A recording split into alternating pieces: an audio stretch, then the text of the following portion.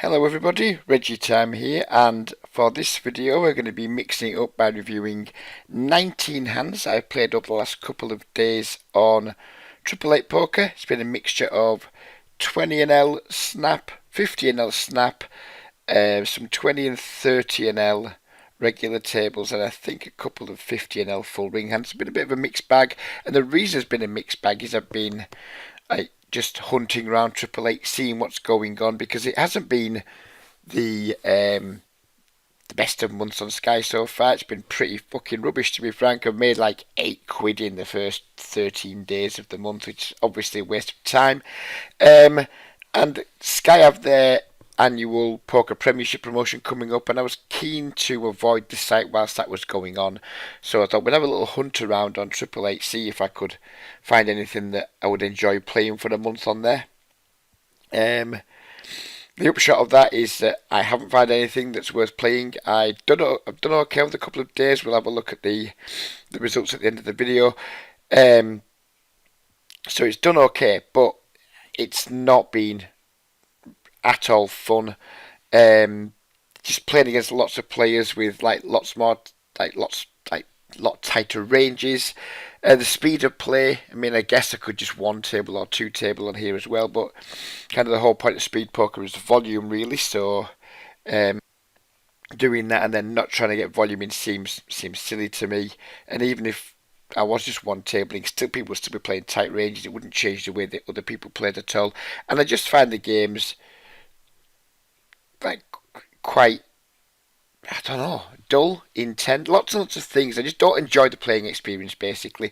Too many things to say what I do and don't like about it. But overall, I just do not enjoy the playing experience of playing fast fold poker. I quite like being in the regular tables on Sky, having the chit chat with the regulars, having the chit chat with the recreational players, etc. Just overall, it's just not a fun experience for me. I already knew that anyway. I just forgot that I knew it, which is why I turned to Triple Eight for a couple of days. It's something I do on a semi-frequent basis. I'll just now and again I'll go and have a little couple of days somewhere else, and if nothing else, it always serves as a reminder of how lucky I am to be able to play on Sky, and I quickly go scuttling back there, which I'll be doing from today onwards. But we've got a lot of hands to look at, so at least if nothing else, it's provided us with some, or provided me with some content for a video. So here we are with this first hand. It's a 30NL regular table, I think. Can't remember. It could have been snap, but I don't think it says at the top of that table. It just says regular. It doesn't say regular, but it doesn't say it's snap. So sorry for the ramble. Yeah, so we have the ace 10 suited. We make the standard raise and the cutoff, and a completely unknown player calls in the big blind. We can assume it's a fish given his stack size, but that's about all. We have a pretty standard c-bet, which we make. He calls. Turn the roll flush draw, so we're certainly going to be barreling this turn. It's just a matter of what size we try to make it. He checks again. Obviously he's never folding a queen. We're going to bet here. Not really care what he does. Hope not to get raised, of course. We're not care if he calls, and we're hoping to put pressure on stuff like, well, just probably any pocket pair between the 3 and the jack. So anything between pocket 4s to pocket 10s, put pressure on them. Maybe now once in a while we get value from some worse draws if he's got a club flush draw with lower cards, or hopefully now a spade flush draw. So I think it's an absolutely mandatory turn barrel. I decide to go with the almost pot size bet. He calls. So now we're going to need some help on the river. And we get the help on the river. We make the royal flush, and conveniently, because our turn large barrel was designed to try and get him to fold some hands, conveniently now it's left us with a super trivial pot size jam on the river. We go all in, and at this point we're just hoping he's got the queen. We're hoping he's slow played himself into all kinds of trouble, and our opponent does call, and we're expecting to see a queen a lot of the time. And fortunately for us, he decided pocket 9s was a hand that he needed to call with all the way down. So yeah, that was a nice start to our time back on Triple Eight. These hands are all done chronologically, by the way. This was literally one of our first hands back, and it was a nice one.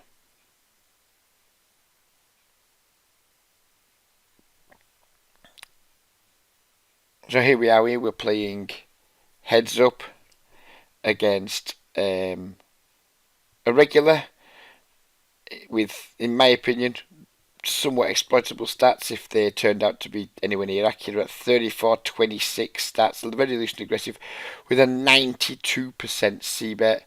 Clearly this guy's way out of line if these stats are anywhere near accurate over a large sample. He raises. And this was weird because the hands he actually has raised. This isn't messed up. The tables are kind of broke, so he ended up like being first to act pre-flop here, and then being out of position post-flop. It's like we've got the button in it. Normally when you got the button heads up, you like, you get to go first, etc. But yeah, he raises first. We just call with the 5-7. We flop ourselves a pair.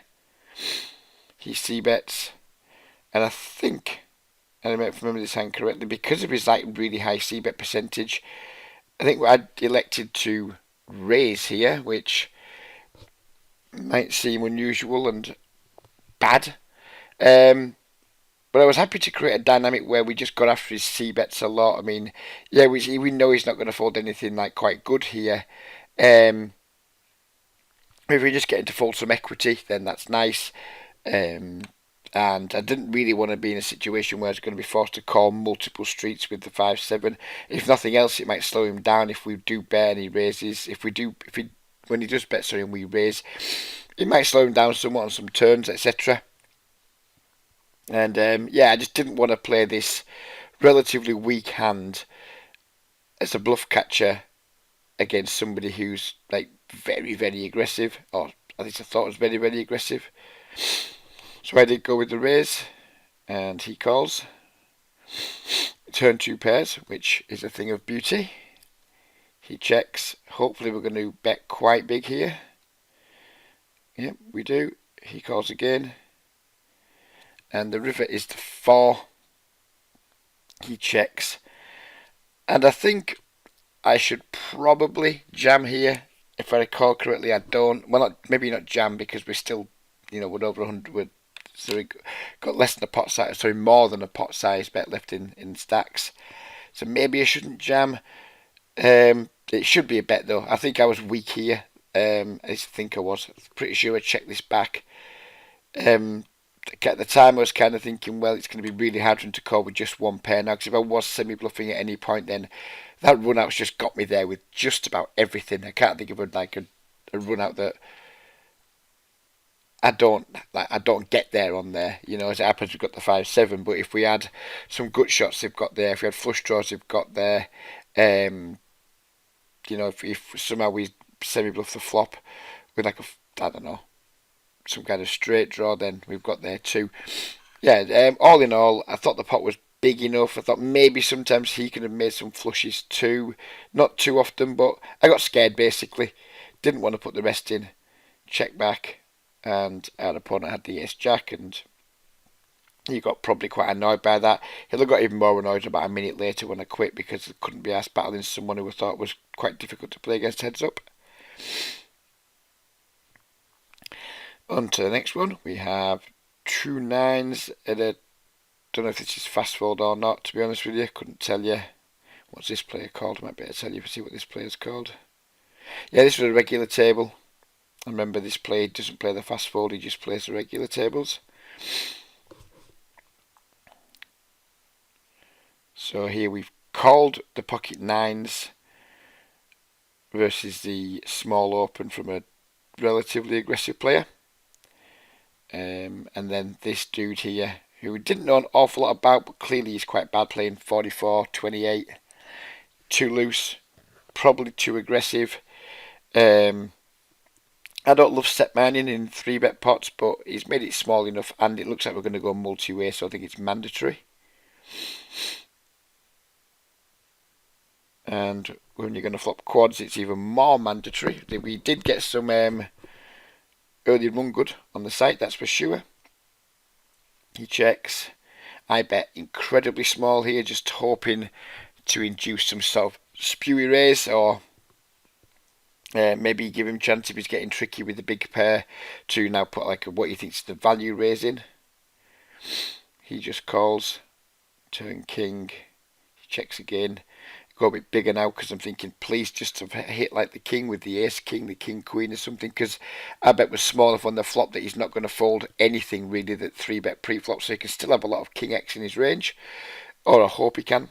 So we get bet a little bit bigger here, like kind of hoping he's got the king, hoping he's got aces still, hoping he doesn't believe it if he's got some kind of 10 in his hand. But yeah, it was not much you can call with, but just got to bet and hope he does call with something. And he puts the check raise in, which is pretty neat. And if I do anything but call here, I should hang my head in shame. And we do just call. He jams rubber, we obviously snap call. And it was just the ultimate cooler flop, top boat versus top quads. Not much you can do there, sir. GG. Move on. Pocket sevens on the button. We open. We get 3-bet by a pretty aggressive player. This guy, I think it was this guy anyway, could be wrong. No, I'm not sure if it is the guy I'm thinking of or not. Yeah, it is. This guy was like just like 3-betting. I mean, super small sample size, but if we look at his 3-bet totals, he was 3-betting 40% from 5 from the button, 51 from 7 from the small blind, like 37.5 from 8 from the big blind. He was just like 3-betting like any two remotely decent cards. I didn't want to play a guessing game post flop with him, so I just 4-bet with the intention of getting it in. He did jam. Sorry, he'd 4-bet. We jammed for a little bit more. He called,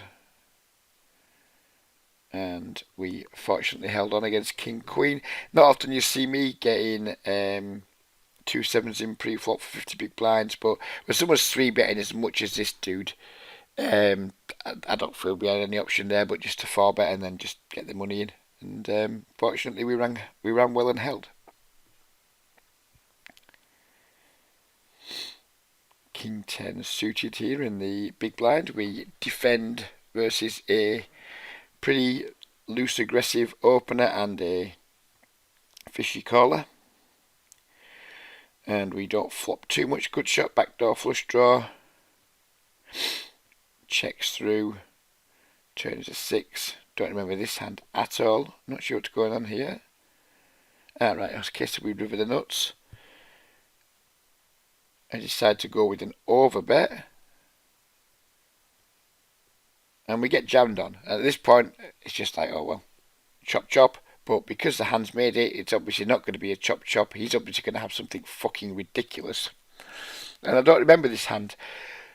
So I can't remember what he's got, but it wouldn't be in. If it was chop chop, it wouldn't be in. So he's going to have something ridiculous like a slow played set or whatever. Obviously we call with the nuts. Jack Queen offsuit. So yeah, well played, sir. Well played, sir. And these hands, I was looking at some of these hands, some of the players around thinking, why aren't you enjoying these games, Reggie? Look, you got 39-87, a 40-10, a 35-31. These were from like the regular tables. And you can get in games just as good as these regular tables on Sky every day, all day, every day. You can get in games just as good as these. If I'm going to play on Triple Eight, it's not because I want to play like regular tables, because I can play better regular tables on Sky. If I'm going to play Triple Eight, it's because I want to play Snap. And the Snap at the stakes I want to play at doesn't run all day, and the games are very different to the regular tables. So please don't. Well, if you look at this thinking, why the fuck are you leaving these games? It's because I can just do better than these games on Sky, and it's the Snap games that I was really there to look at.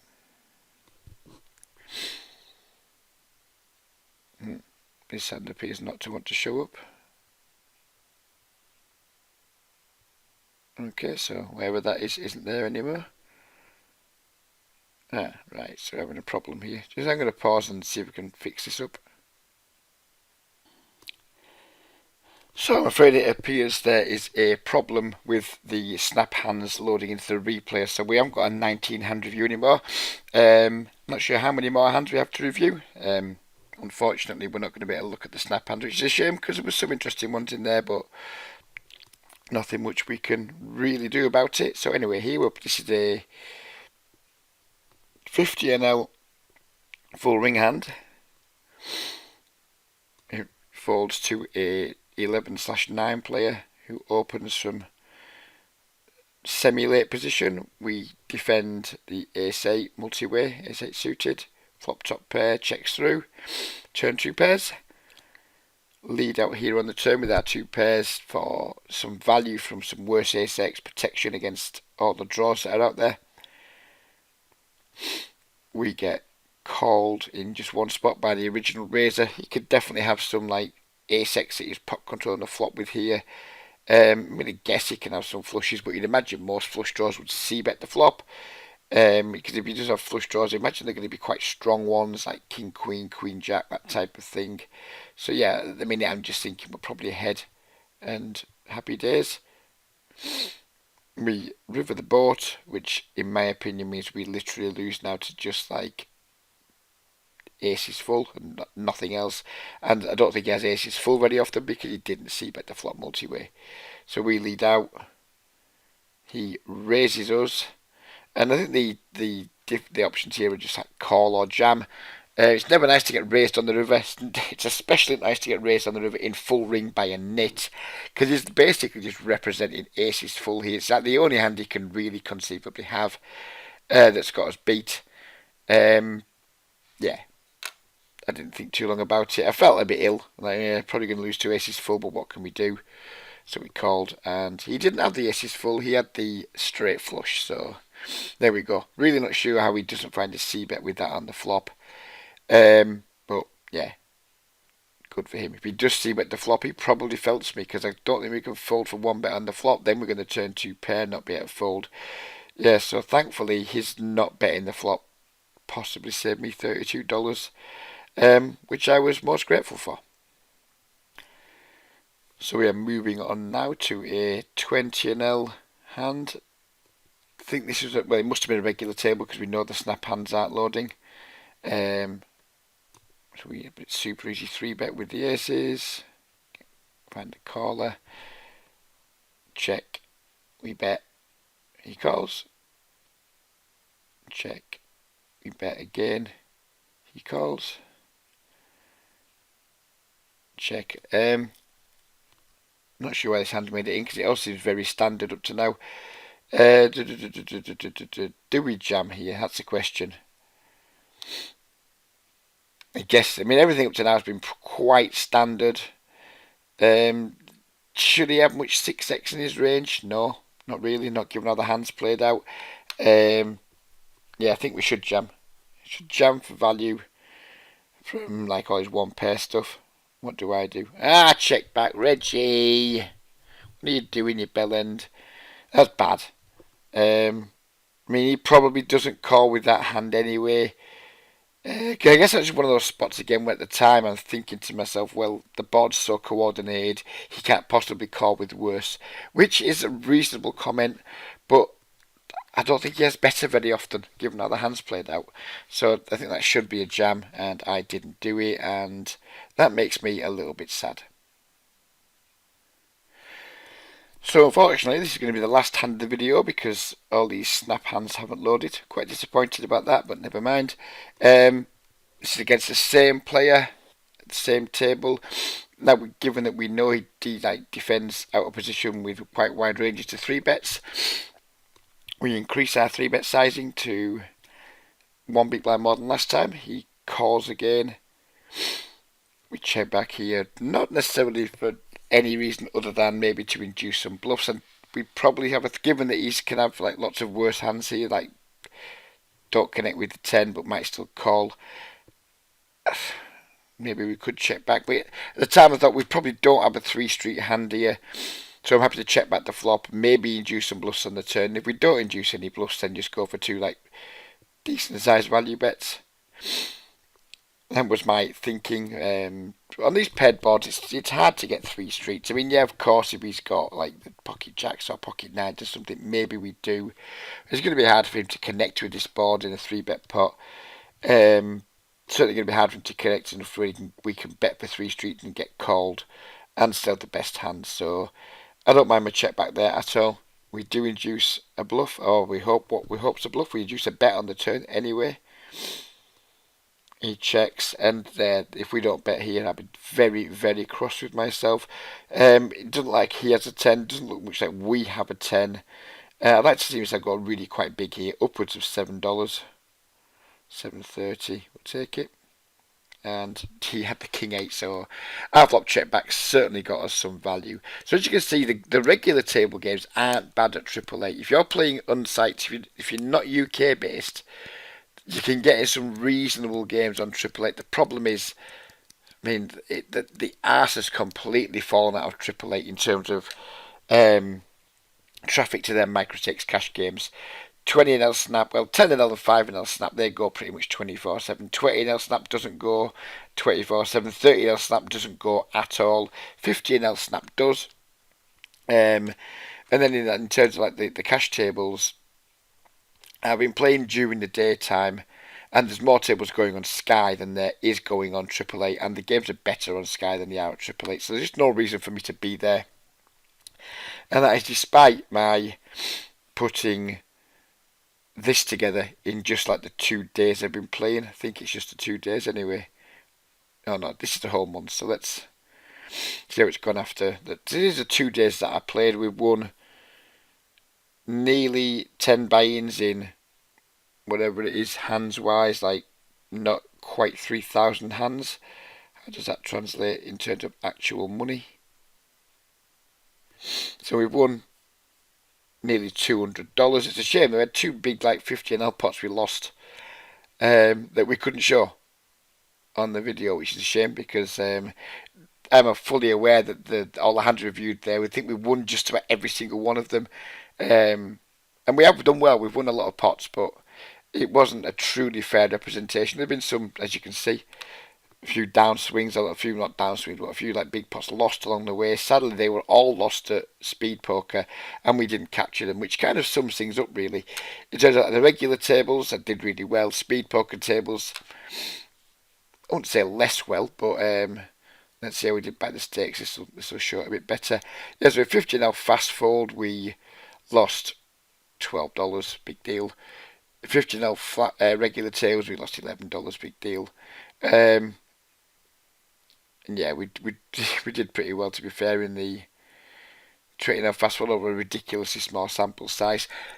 And a lot of people will be thinking and saying, why the fuck are you leaving those games? I mean, obviously 37 big blinds is not my win rate. It's probably going to be closer to 6, 7, I would say, at best. And if I had a win rate of 6, 7 big blinds, 100, and the games go for whatever, 6, 7 hours a day, which I can play them. So I could play maybe 5 hours a day. Would have played that long? No. Say 3 hours a day. We don't mind how many hours I can play a day. If we're just bringing it 7 blinds 100 or 6 blinds 100, and I'm getting 500 hands per hour, that gives me an hourly rate of like maybe £6 an hour, something like that, which is probably comparable to my Sky hourly. But I just don't enjoy it as much, and you've got to enjoy it. It's like, whatever, we're playing this again, playing tight ranges, going to be higher variance, going to be playing against tougher opponents who are putting me in more difficult spots.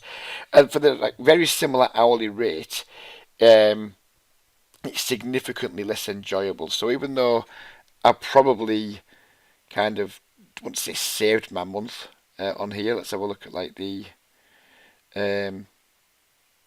month in general. We've made $286 in just a few sessions on AAA in the month. So it certainly saved the month financially because we made fuck all on AAA, and we've played fuck all on Sky. We only played 4,000 hands on AAA, but we've managed to win nearly $300. So yeah, it saved the month financially, but I haven't learned anything new. I still don't like the format, don't like the games. So grateful to have won some money, but super grateful to still have Sky in my life, and it's been a timely reminder of, that why we should treasure Sky while we have it, because it won't be around forever. When Stars takes over, who knows what's going to happen? I mean, fingers crossed, everything stays the same. I think that's a coin flip at best. Probably more likely it won't stay the same. And then maybe these have to just be my games. Maybe this has to be where I get my poker fix. But until that time comes, I think we'll be sticking with Sky, and we'll be back to the Hold'em Poke Hand Replays videos after this one. But I hope you guys have enjoyed seeing something a little bit different. Yeah, have a great weekend, everybody. Take care, and bye bye for now.